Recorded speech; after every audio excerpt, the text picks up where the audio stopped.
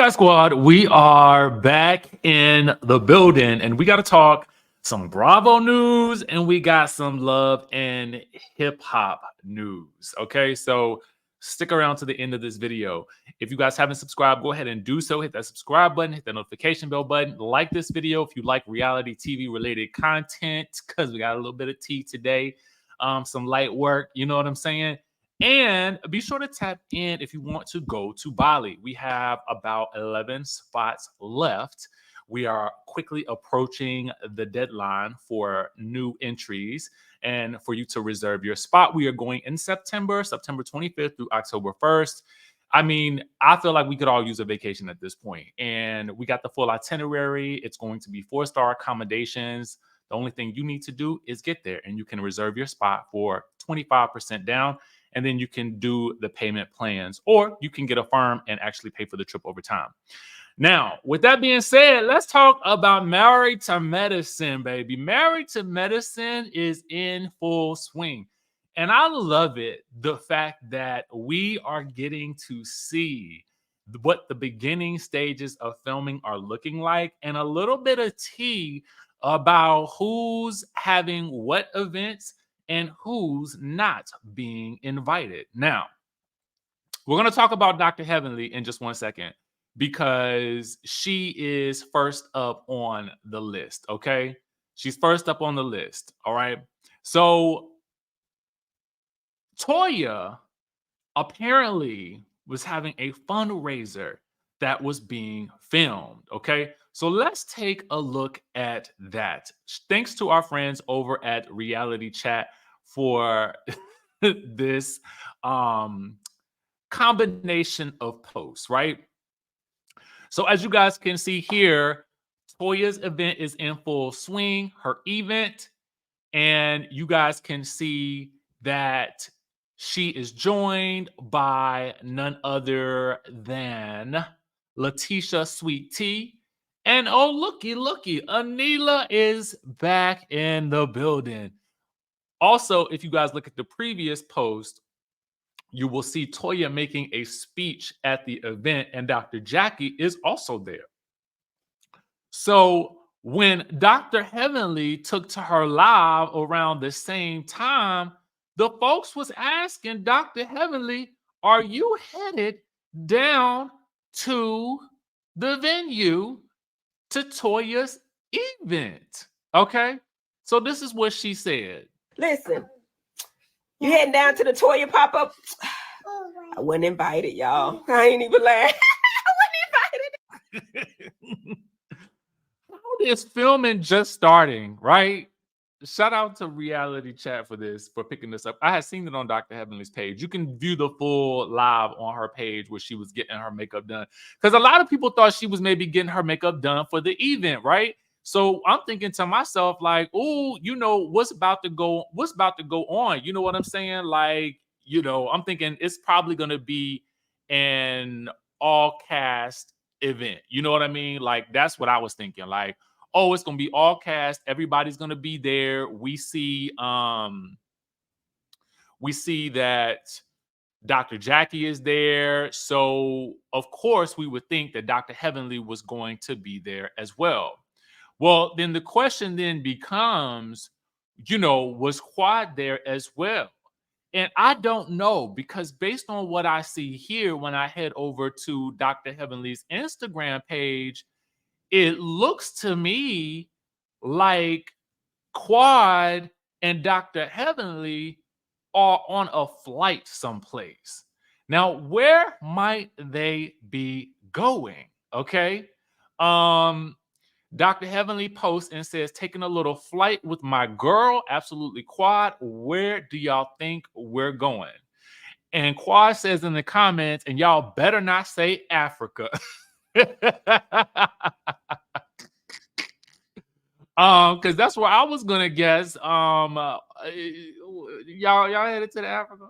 Is that where y'all going? Is that where y'all going? I mean, because we've been long talking about how Married to Medicine deserves a proper international cast trip. Like, I'm talking like a whole nother continent. I'm talking an African cast trip. It makes so much sense, right?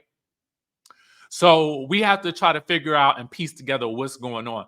I'm excited. I'm sad that while we won't get Atlanta until who knows when, I am excited about Married to Medicine coming back because Married to Medicine was the cat's meow this past like fall, winter, and early spring. I mean, it really, really, truly was. So I'm excited. Hopefully, they film quickly and they bring it back equally as quickly around October, November. Okay. You know what I'm saying? Right after we come back from Bali. You know what I'm saying? Right after we come back from the Bali. All right. So that's what's going on with Married to Medicine. Now let's talk about a little bit more Bravo tea, shall we? Okay. Now, Brandy Glanville has snapped on Andy Cohen. She is not letting her stiletto up off of this man's neck, and it is just get going from worse to worse to worse.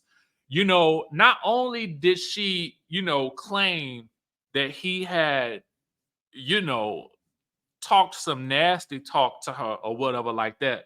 Let me put the alleged badge up here, just because, okay. Um, he had talked that she claimed that he had talked that stuff to her, okay, some nasty talk. And he claims it was all in jest and he even apologized for it.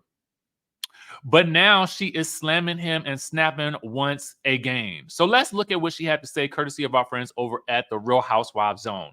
Now, the headline reads that she slams Andy Cohen as misogynistic for always asking housewives about Ozempic and fillers. She says, check your ball spot, dude. So here's the full rundown. This is what she tells The Sun. All right. She says, I think it's really unfortunate that he's constantly asking the women on his show what they had done and if they are on Ozempic. Now, initially, I had always thought that this question stemmed from this idea that, when we thought about the women who live behind the gates, as Nene always says, I love to reference that. You think about this idea that there could be this element of plastic surgery, right? But I do think, and I'm looking back around 2014 or whenever, way back in the early days of, the Housewives franchise and sort of back when I think that plastic surgery and getting, procedures done seemed like it was something that that more or less seemed like it was something that the rich and famous did more so than the everyday person. But I think as we've moved through the years, we've come to the conclusion overall that, you know, um, probably asking, women. I've always heard that you don't ask a woman her age. That's what I heard ever since I was younger. And I just being from the country, I kind of feel like, okay, well, listen, I if that's what we not doing, then okay, cool. So we probably shouldn't also be asking women about what procedures they had done unless they want to tell us. And that goes for women and men, I think. That's just, I think, a general consensus that we probably all need to come to. All right. So then she goes on to state, I think it's very misogynistic, really. I don't like it because the men come on and he doesn't ask them. And like Oprah said, she's on Ozempic and she's proud of it. If I needed to be on it, I'd be on it. Give me 5 years, I'll be on it. He was the original person to say, you got some fillers done, right? She said. So from that moment, it's been 13 or 14 years. That is what everyone writes. What are you doing to your face? What have you done? It's really hard and it's not acceptable. Then she says this to him directly. Who the heck do you think you are? What gives you the right to judge women's looks? Period. Check your ball spot, dude.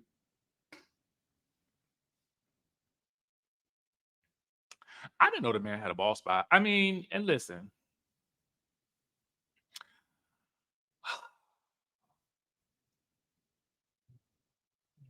I guess my question for Brandy would be this. Has she always had a problem with it, or does she have a problem with it now that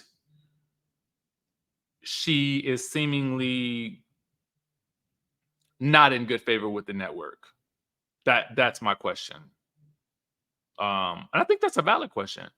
But I'm just gonna tell you about how I was taught, like that you just don't ask women's age. So I mean, I would wager to think that asking what surgeries and stuff that they have done is something I probably would not ask either, unless it was already a subject that they were talking about. Okay. Meanwhile, let's talk about love and hip hop. Y'all let me know what y'all think about these stories down in the chatterization. I love to hear and read your opinions because I know y'all got them. Okay. So let's talk about I have not had a moment to sit down and fully watch the full Carlos King and Shay Johnson interview. When I get a moment, I will. I am currently in the process of writing. I have a couple of writing projects that I'm knee deep in right now, and they are taking up most of my time when I'm not in front of the camera or doing other work. So when I get the chance to, I'm gonna sit down and watch this in full. But I did see this yesterday, and I thought, oh my God, this is so interesting to me because it to hear these people talk about how they got on Love and Hip Hop and who got who on there, I am a little bit confusion, right? So Shay tells us that she was friends with Scrappy before they got on the show, right? She was friends with him before they got on the show. Then, he helped her get out of a situation that was very bad for her. And, she suffered a lot in that situation. But then he helped her get out of it. And then at that point, they ended up becoming, intimate or whatever. And so she was approached to join Love and Hip Hop Atlanta first. She says that then, oh, well, I got this situation with Scrappy, right? So then she says that she is the one who brought Scrappy into the mix. And then he ends up bringing Erica into the mix because he was trying to put Erica in position because allegedly she would take him off child support if he helped put her in position on this show. Now, when I look back, I got to go back and watch the Diamond interview because I could have swore she said something different, but maybe I'm wrong. Who the person that I feel like I need to hear from the casting department is Mona Scott. That's who I want to hear from. I want to hear from Mona Scott herself on how the selection process was officially done because it seems like everybody has a slightly different recollection. Shay says that she didn't know about Erica, and I'm assuming Erica didn't know about her. But I'm like, did you know about Bambi? What was Bambi in the mix of this? Apparently, Diamond and Scrappy was done and finished. So Bambi had to have been in the mix at some point in this situation. I'm assuming. I really don't know. But at that point, what we do know is Shay says that Scrappy brought in Mama D and Erica as the two people he wanted to bring in. So much so that she was uninvited. She was not allowed to come to the premiere party where they, screened the show because it was on television that she found out that Erica was a main cast member and that she herself was not. I mean, unfortunately, that's the way the cookie crumbles in reality TV. I mean, a lot of times you could film an entire season and then something could change and you could think that, oh, I'm going to be this and you end up being this based on how the things shake out. So that's the unfortunate thing with reality TV because, I mean, that's what happens when you sign the contract, you know? But anyway, I just thought that was interesting and I can't wait to watch the entire video because I always feel like we get like new bits of information. And especially with Love and Hip Hop, it's such an interesting show when you think about how it began, particularly Love and Hip Hop Atlanta, because I feel like that's the money maker right there. So anyway, y'all let me know what y'all think in the comment section down below. Listen, I tried to tell y'all earlier this week to watch Diara from Detroit on BET Plus. I think, on the last episode, and I gotta tell y'all, this show is so good. It is so freaking good. please do yourself a favor. I don't know if you guys have BET Plus or not, but please do yourself a favor and go watch that show. If you need something just fun and a good little mystery to solve, but it is relatable, you know what I'm saying, for people who look like us or whatever, definitely please go and watch it. It is super hilarious. So with that being said, that's the tea that we got for you guys for right now. If there is anything else that pops off, I will be sure to come back and let you guys know. Also, be sure to tap down in the description of this video if you are interested in going to Bali. We are super excited about this trip, and we are nearing the finish line for reservations. So go ahead and reserve your spot today so you guys can start your payment plans if you are interested in partying in the Bali. It's going to be fun. It's going to be wellness. It's going to be just like a retreat to just let go. Okay. If you need to just get away, like this is the opportunity to do so.